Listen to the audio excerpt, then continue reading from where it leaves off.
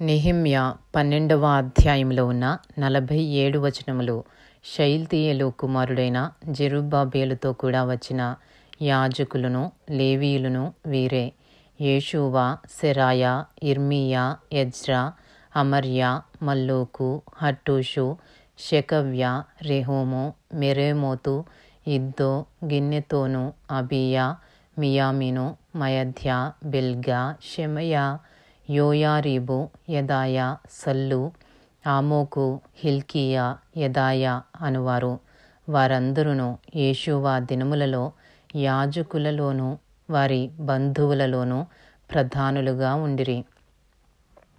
మరియు లేవీయులలో యేషూవ, బిన్నూయి, కద్మీయేలు, షేరేబ్యా, యూదా, స్తోత్రాది సేవా విషయంలో ప్రధాని అయిన మత్తన్యాయు అతని బంధువులను, మరియు బక్బుక్యాయు, ఉన్నీయును వారి బంధువులను వారికి ఎదురు వరుసలో నుండి పాడువారు.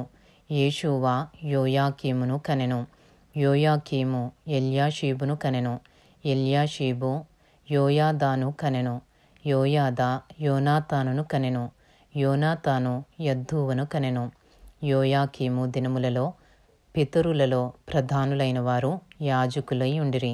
వారెవరనగా సెరాయా ఇంటివారికి మెరాయా, ఇర్మీయా ఇంటివారికి హనన్యా, ఎజ్రా ఇంటివారికి మెషుల్లాము, అమర్యా ఇంటివారికి యోహోహానాను, మెలీకు ఇంటివారికి యోనాతాను, షెబన్యా ఇంటివారికి యోసేపు, హారీము ఇంటివారికి అద్నా, మెరాయోతు ఇంటివారికి హెల్కయి, ఇద్దో ఇంటివారికి జెకర్యా, గిన్నెతోను ఇంటివారికి మెషుల్లాము, అబీయా ఇంటివారికి జిక్రీ, మిన్యామీను ఇంటివారికి మోవద్యా ఇంటివారికి పిల్టయి, బిల్గా ఇంటివారికి షమ్మూయా, షెమయా ఇంటివారికి యెహోనాతాను, యోయారీబు ఇంటివారికి మత్తెనై, యోదాయా ఇంటివారికి ఉజ్జి, సల్లయి ఇంటివారికి కల్లయి, ఆమోకు ఇంటివారికి ఏబెరు, హిల్కీయా ఇంటివారికి హషబ్యా, యెదాయా ఇంటివారికి నెతనేలు. ఎల్యాషీబు దినములలో లేవీయుల విషయంలో యోయాదా, యోహానాను, యద్దూవ కుటుంబ ప్రధానులుగా దాఖలైరి. మరియు పారసీకుడగు దర్యావేషు ఏలుబడి కాలములో వారే యాజక కుటుంబ ప్రధానులుగా దాఖలైరి. ఎల్యాషీబు కుమారుడైన యోహానాను దినముల వరకు అనుదినము జరుగు విషయముల గ్రంథమందు వారు లేవీల కుటుంబ ప్రధానులుగా దాఖలైరి. లేవీల కుటుంబ ప్రధానులైన హషబ్యాయు, షేరేబ్యాయును, కద్మీయేలు కుమారుడైన యేషూవయును వారికి ఎదురు వరుసలో పాడు తమ బంధువులతో కూడా దైవజనుడైన దావీదు యొక్క ఆజ్ఞను బట్టి స్తుతి పాటలు పాడుటకు వంతుల చొప్పున నిర్ణయింపబడిరి. మత్తన్యా, మక్బుక్యా, ఓబద్యా, మెషుల్లాము, టల్మోను, అక్కూబు అనువారు గుమ్మముల దగ్గరనున్న పదార్థపు కొట్టుల యొద్ద కాపుకాచు ద్వార పాలకులుగా ఉండిరి. వీరు యోజాదాకునకు పుట్టిన యేషూవ కుమారుడైన యోయాకీము దినములలోను, అధికారి అయిన నెహెమ్యా దినములలోను, యాజకుడును శాస్త్రియునగు ఎజ్రా దినములలోను ఆ పని జరుపుచూ వచ్చిరి. నెహెమ్యా 12వ అధ్యాయము 27వ వచనము నుండి. యెరూషలేము ప్రాకారమును ప్రతిష్ఠించు కాలములో వారు ఆ ప్రతిష్ఠాచారమును స్తోత్ర గీతములతోనూ పాటలతోనూ స్వరమండల సితారా చేయి తాళములతోనూ సంతోషముగా జరిగించినట్లు లేవీయులను తమ సకల స్థలములలో నుండి యెరూషలేమునకు రప్పించుటకు పూనుకొనిరి. అప్పుడు గాయకుల వంశస్థులు యెరూషలేము చుట్టూనున్న మైదాన భూమిలో నుండి, నెటోపాతి యొక్క గ్రామములలో నుండి కూడుకొని వచ్చిరి. మరియు గిల్గాలు యొక్క ఇంటిలో నుండి, గెబా యొక్కయు, అజ్మావెతు యొక్కయు పొలములలో నుండి జనులు వచ్చిరి. ఏలయనగా యెరూషలేము చుట్టూను గాయకులు తమకు ఊళ్లను కట్టుకుని ఉండిరి. యాజకులను లేవీయులను తమ్మును తాము పవిత్రపరుచుకునిన తరువాత జనులను, గుమ్మములను, ప్రాకారమును పవిత్రపరచిరి.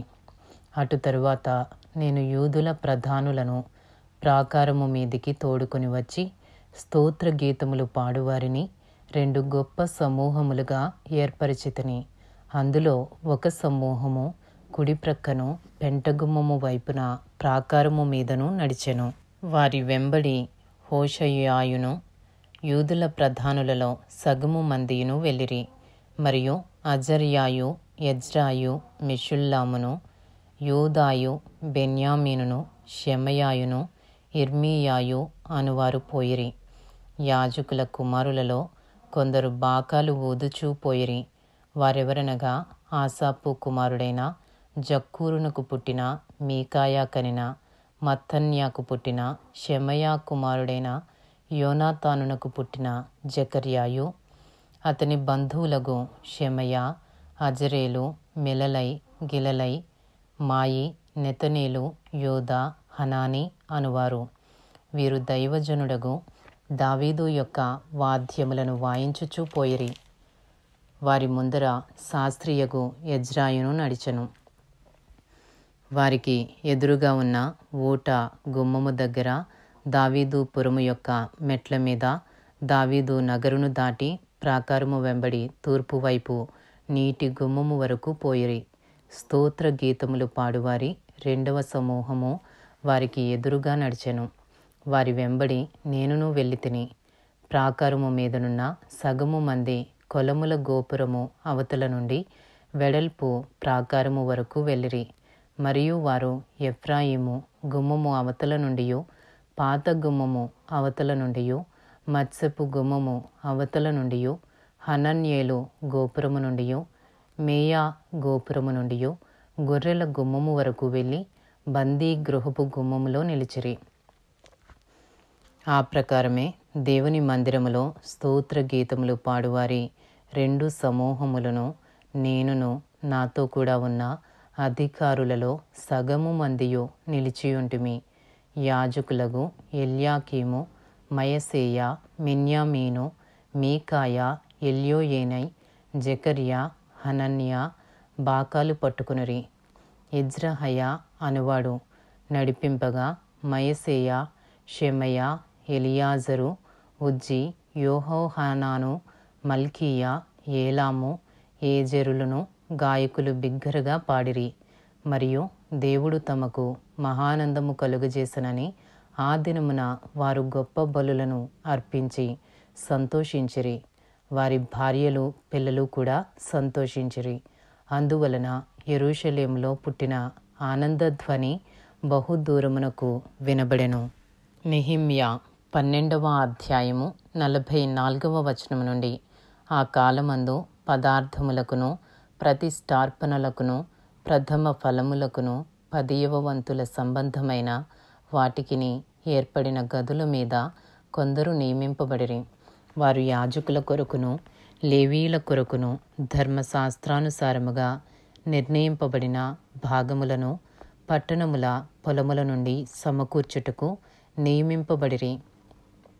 సేవ చేయుటకు నియమింపబడిన యాజకులను బట్టియు, లేవీయులను బట్టియు యూదులు సంతోషించిరి. మరియు గాయకులను, ద్వారపాలకులను దావీదును అతని కుమారుడైన సొలొమోనును ఆజ్ఞాపించినట్లు దేవుని గూర్చిన పనులను, తమ శుద్ధిని గూర్చిన పనులను నెరవేర్చుచూ వచ్చిరి.